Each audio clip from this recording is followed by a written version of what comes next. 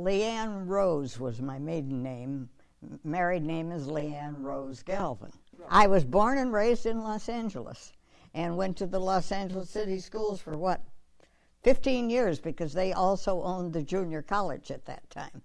So I just carried right on and then went to UCLA.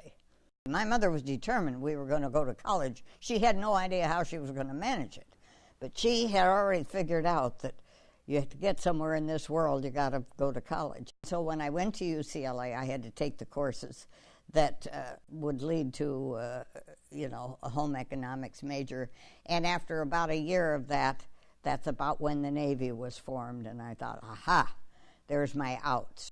For one thing, I remember everybody kidding about joining the Army and wearing khaki underwear. And I knew right away they'd never have my bra size khaki underwear. So I had a hard enough time buying them in a department store. Well, we had a good time.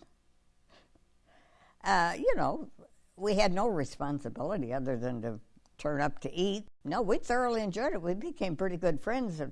I don't know, but it just sounded intriguing to me, and I thought it would be really interesting, and the weather's never the same two days in a row, so it would never be the same. It wouldn't be a drag of a job. I always, some of the girls were secretaries and were glad to be secretaries, but that would not have been my style.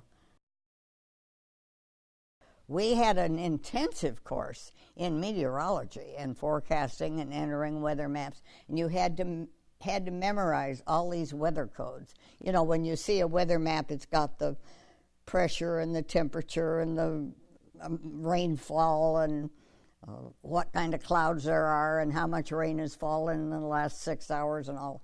And this all has to fit under a dime. My mother thought it was wonderful. She couldn't hang that blue star in the window fast enough to indicate that she had somebody in the service.